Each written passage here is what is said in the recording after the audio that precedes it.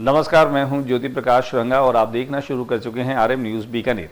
मेरे YouTube channel ज्योति times पर भी आरएम न्यूज़ की तमाम खबरें देखने के लिए और नए वीडियो देखने के लिए अभी तुरंत पहले ज्योति टाइम्स चैनल को सब्सक्राइब कीजिए और उसको ज़्यादा से ज़्यादा शेयर कीजिए। अब डाल लेते हैं बीकानेर में दिन भर की खबरों पर एक नज़र। भाजपा सरकार को सद्बुद्धि देने की मांग को लेकर कांग्रेस जनों ने गांधी पार्क में किया सद्बुद्धि यज्ञ।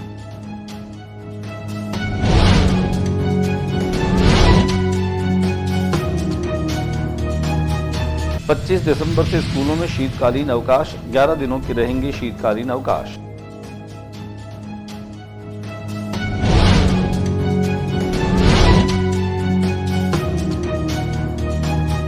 छतरगढ़ उपखंड क्षेत्र में स्थित बायोमास प्लांट की प्रदूषण से त्रस्त ग्रामीणों में उपखंड अधिकारी को सौंपा ज्ञापन।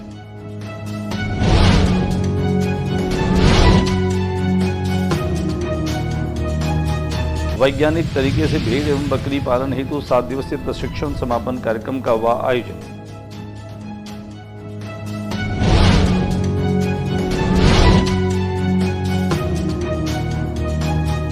राज्य सरकार के कार्यकाल का 1 वर्ष पूर्ण, 145 बसों और अन्य वाहनों से रवाना हुए लाभार्थी।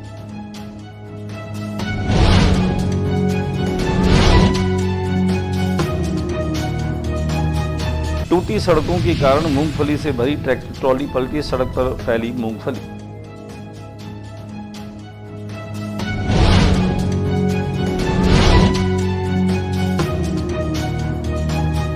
बीकानेर के सर्किट हाउस में भाजपा सरकार के 1 वर्ष पूर्ण होने पर देहात कांग्रेस कमेटी की ओर से प्रेस वार्ता का हुआ आयोजन।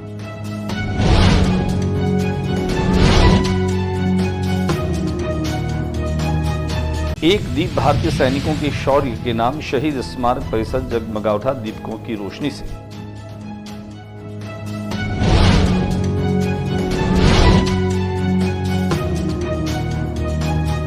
राजस्थान के 6 जिलों में शीतलहर का येलो अलर्ट।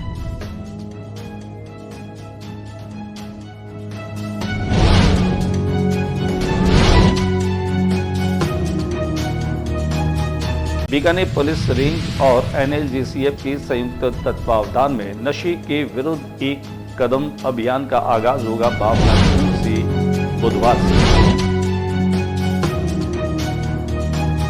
और अब खबरें विस्तार से। भारतीय जनता पार्टी की प्रदेश सरकार को 1 वर्ष पूरा हो गया है। 1 वर्ष पूरे होने के उपरांत जहां भारतीय जनता पार्टी सरकार का जश्न मना रही है, वहीं विपक्षी दल कांग्रेस जो है वह सद्बुद्धि यज्ञ कर रहा है।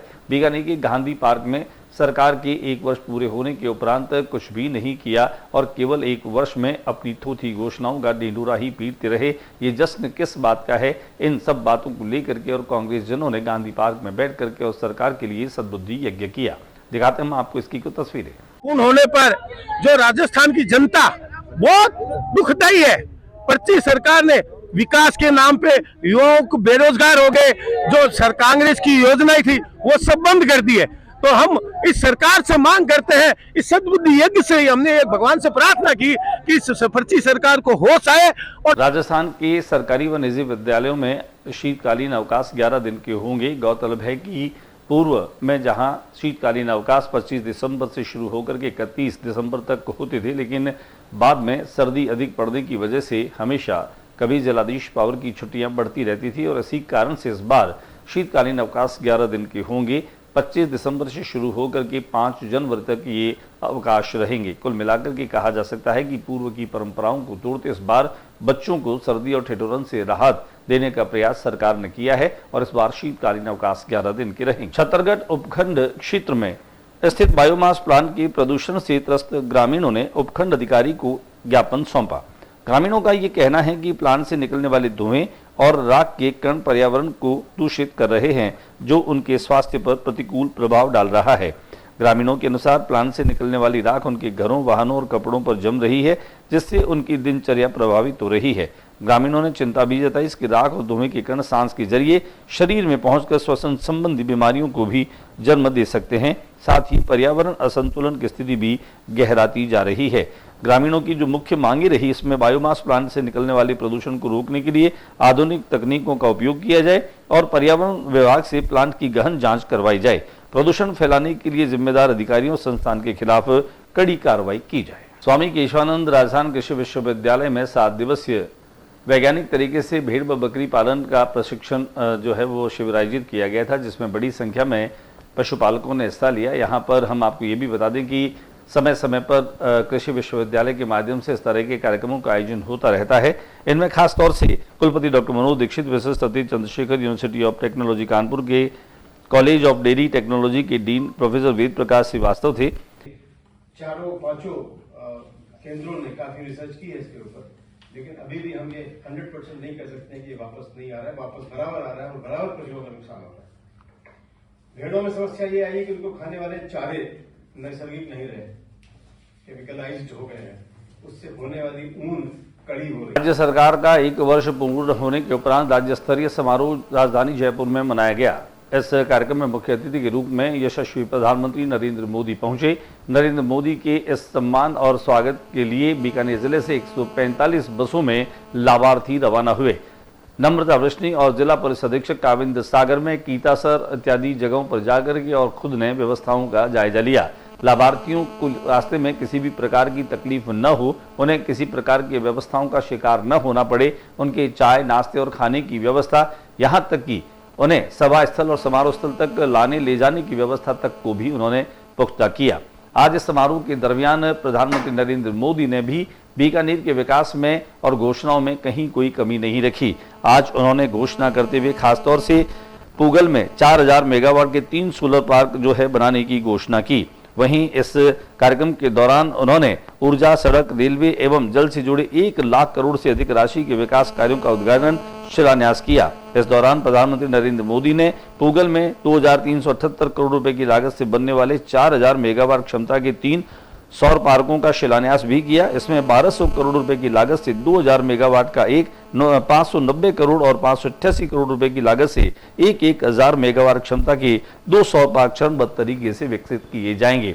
आइए दिखाते हैं हम आपको इस समारोह की कुछ तस्वीरें। बीकानेर की अनाज मंडी में मूंगफली की आवक जोरों पर है, लेकिन बात करें हम उन मार्गों की, उन सड़कों की जो टूटी फूटी और क्षतिग्रस्त है, जिसकी वजह से एक मूंगफली से भरा हुआ जो ट्रक है वह सड़क पर पलट गया, जिससे कि मूंगफली चारों तरफ बिखर गई। सड़कों पर जो पानी गंदा था, उस गंदे पानी में मूंगफली जो है वह बेकार हो गई। कुल मिलाकर के विकास की दावों को पोल खोलता यह हादसा साफ तौर पर आम आदमी को सोचने के लिए मजबूर करता है। यहाँ पर हम आपको ये भी बता दें कि हालात ये कि गड्ढों में तब्दील सड़कों के कारण न केवल वाहन चालकों को परेशानी हो रही है, बल्कि माल ढुलाई करने वाले जो वाहन हैं उनको भी इसका खामियाजा भुगतना पड़ रहा है। राज्य सरकार के 1 वर्ष पूरे होने और उसकी विफलताओं को जनता तक पहुंचाने के लिए देहात कांग्रेस ने एक पत्रकार वार्ता का आयोजन सर्किट हाउस में रखा, जिनमें खासतौर से देहात के अध्यक्ष बिष्टाराम सियाग और पूर्व कैबिनेट मंत्री रहे गोविंद राम मेघवाल ने जो है पत्रकारों को संबोधित किया।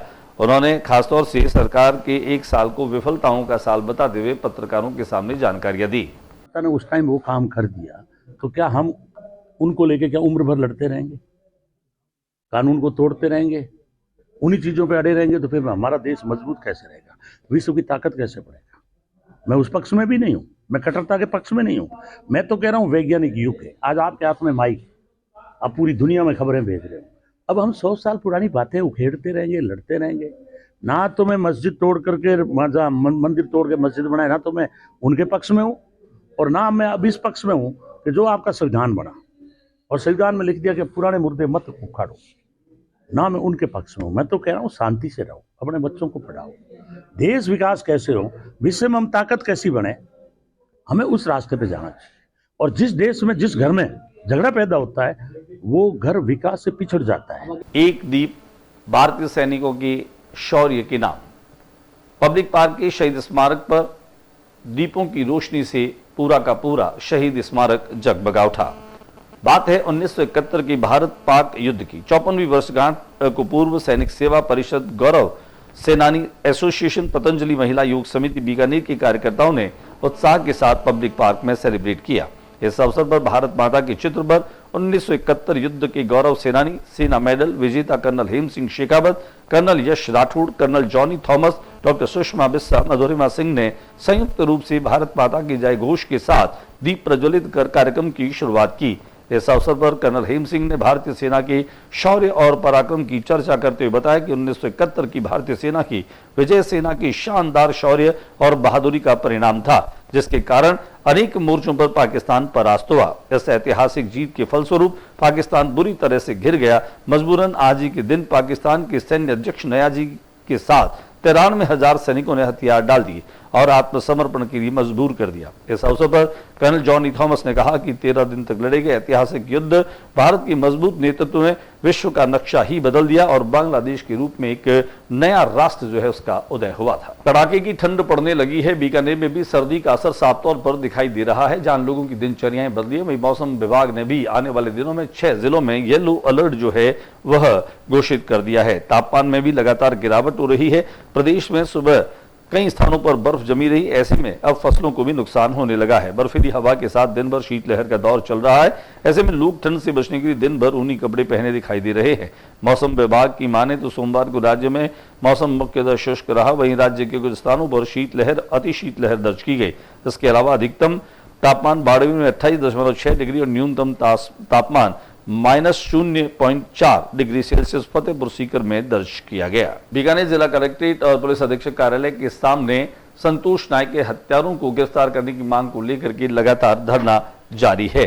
यहां पर हम आपको बता दें कि जिला कलेक्टर व ग्रामीणों का अनिश्चितकालीन यह धरना जो है वह डूंगरगढ़ के गांव पुलनसर में संतोष नायक के साथ 19 अक्टूबर को जो मारपीट की गई थी और 21 अक्टूबर को इलाज के दौरान संतोष की मृत्यु हो गई थी। पुलिस ने 7 आरोपियों को हिरासत में लिया था, जिसमें से 6 को छोड़ दिया था। उसके बाद परिजनों ने जगह जगह गुहार लगाई। सुनवाई नहीं होने परिजनों व ग्रामीणों को सभी आरोपियों की गिरफ्तारी की मांग को लेकर के जिला कलेक्टर के आगे अनिश्चितकालीन धरना दे रहे हैं। दिखाते हैं आपको इस धरने की कुछ झलकी। और अब बात करते हैं बीकानेर शहर में नशे के विरुद्ध यूं तो कई संस्थाएं जो हैं वो अभियान चला रही है, लेकिन इस बार NLJCF और बीकानेर पुलिस रेंज कार्यालय के संयुक्त तत्वावधान में करीब 50,000 विद्यालयी छात्र व छात्राओं को जागरूक करने के लिहाज से कार्यक्रम अंकुश चलाया जा रहा है, जिसका आगाज गंगा शहर स्थित Tolaram Bafna senior secondary school से हो रहा है। इसमें मुख्य अतिथि के रूप में भी बीकानेर के महानिरीक्षक पुलिस ओम प्रकाश पासवान होंगे। कार्यक्रम के संयोजक और संयोजक अनिल जोशी ने जानकारी देते बताया कि इस पूरे अभियान के दरमियान जो है वह सरकारी व निजी स्तर के जो विद्यालय हैं इनमें जिस तरह से नशे के प्रति जागरूकता का यह संकल्प है वह अपने आप में बहुत बड़े परिणाम देने वाला होगा। उन्होंने ये भी कहा कि इस पूरे अभियान के दरमियान हम ये प्रयास करेंगे कि न तो हम किसी को नशा करने देने की तरफ बढ़ेंगे और न ही हमें किसी को नशा करने देना है। एक मजबूत संकल्प के आधार पर यह कार्यक्रम और अभियान आगे बढ़ेगा।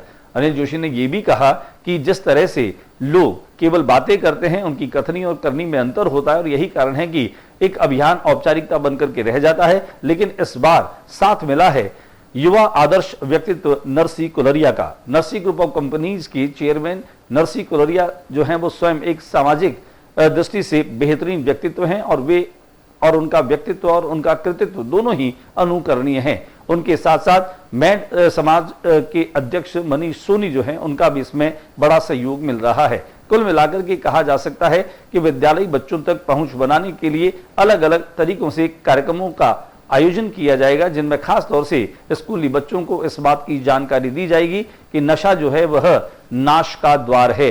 नशे को न कहें और जिंदगी को हाँ कहें। बहुत सारे ऐसे प्रयास होंगे जिनमें एक ऐसा वातावरण बने कि आम आदमी नशे के खिलाफ अपने संकल्प को लेकर के और आगे बढ़े। यहां पर 2 दिन पहले जब नरसी कुलरिया बीकानेर किसी अपने निजी कार्यक्रम में आए थे, तब नशे के खिलाफ एक कदम में उनका भी महत्वपूर्ण सहयोग हमें मिला और उनसे हमने बातचीत की। तब उन्होंने खुद कहा कि नशा जो है वह हमारे समाज को, राष्ट्र को खोखला कर रहा है, हम सबको मिलकर के प्रयास करना होगा, तब कहीं जाकर के हम नशे के विरुद्ध हमारी इस लड़ाई में, हमारे अभियान में हम सफल होंगे। आइए दिखाते हैं कि उन दिनों में क्या कुछ कहा नरसी कुलरिया ने। ये तो मैं आपको धन्यवाद देता हूँ कि आप जैसे लोग नशे के खिलाफ, और ये मैं भी आपसी कड़ी जोड़ते हुए ये बात कहना चाहता हूँ कि आज के समय में नशा एक ऐसी चीज़ हो जो हमारे देश को पीछे ले जा रहे हैं, हमारे युवा पीढ़ी को पीछे ले जा रहे हैं। जो अभी हम जहाँ मैं गांव में रहता हूँ तो मुझे सोचता हूँ कि आज अड़ोस पड़ोस के गांव के जो बच्चे हैं, जिनका अभी समय है पढ़ने का, जिनका समय है बिजनेस करने का, जिनका समय है काम करने का, जिनका समय अपने माता से पिता से कड़ी चला के, कदम से कदम चला के उनको अपने पिता का बिजनेस आगे बढ़ाना चाहिए या अपने दादा का बिजनेस आगे बढ़ाना चाहिए, ये देश के प्रति, राष्ट्र प्रति काम करना चाहिए। लेकिन उसके रिवर्स होता क्या है, वो नशे में जकड़ते जा रहे हैं। मुझे खाली नाम सुने मिल रहा है कि आजकल ऐसे कुछ नशे आ गए हैं गुरु महाराज, ऐसे साहब नशे आ गए हैं जिसमें पूरे युवा पीढ़ी, जिसमें टारगेट स्टूडेंट है, स्कूल का स्टूडेंट जो है टारगेट है। जी, अगर आज हमारे स्टूडेंट लाइफ में अगर उनका कैरियर खत्म हो जाएगा तो आगे हम आने वाले 15-20 साल बाद में इसका बहुत बड़ा इफेक्ट होएगा। तो हमारे देश में मोदी जी के लिए और हमारे बीकानेर राजस्थान के लिए और ये हर जन की जिम्मेदारी होती है, हमारी भी। जैसे आप अभी बहुत अच्छे कार्य कर रहे हो, आप सब मिलके, मीडिया वाले मिलके आज बीकानेर में बहुत अच्छे काम कर रहे हो, तो मेरा भी आपसे ये विनती है और हर युवा को ये कहना है कि आप धीरे धीरे नशे से दूर रहिए। आज आप देखो, मैं एक छोटा सा मेरा उदाहरण दे सकता हूँ। मेरी कंपनी में, मेरे कुलरिया परिवार में 20,000 लोग काम करते हैं। ये मैं थोड़ा सा ज़्यादा कहता हूँ, मेरे विचार है, मेरे 20,000 में कोई भी दारू नहीं पीता है, कोई भी नॉनवेज नहीं खाता है। ये कहीं ट्रेनिंग का कोई शेड्यूल है ऐसा जिसमें आप एम्प्लॉय को इस रूप में रखते हैं कि वो इस तरह की चीज़ों का हाथ नहीं लगाएगा, ऐसा नहीं करेगा? अच्छे लोगों के देखो, गुरु महाराज के पास जाते हैं, गुरु महाराज 4 चीज़ बताते हैं: खान पान, आचार विचार। आदमी के खान पान पहले अच्छा होना चाहिए, फिर आचार विचार अच्छा होना चाहिए। उनके विचार अच्छा होएगा, वो हमेशा अच्छा काम करेगा। और मुझे कोई भी एक नशा करता है, वो बच्चे को मुझे दो, मैं आपको 6 महीने बाद वापस ला के देता हूँ। कोशिश करूंगा कि वो बच्चा हट के रहेगा। आज के बुलेटिन में बस इतना ही। अगले बुलेटिन में नई गतिविधियों के साथ इस हमेशी चैनल पर फिर मुलाकात होगी। न्यूज रूम से ज्योति रंगा को इजाजत दीजिए, लेकिन जाने से पहले मेरा अनुरोध आप सभी लोगों से कि प्लीज आप मेरा यूट्यूब चैनल ज्योति टाइम्स ज्यादा से ज्यादा सब्सक्राइब कीजिए, ज़्यादा से ज़्यादा शेयर कीजिए और अपनी प्रतिक्रियाएं भी मुझ तक पहुंचाइए। नमस्कार।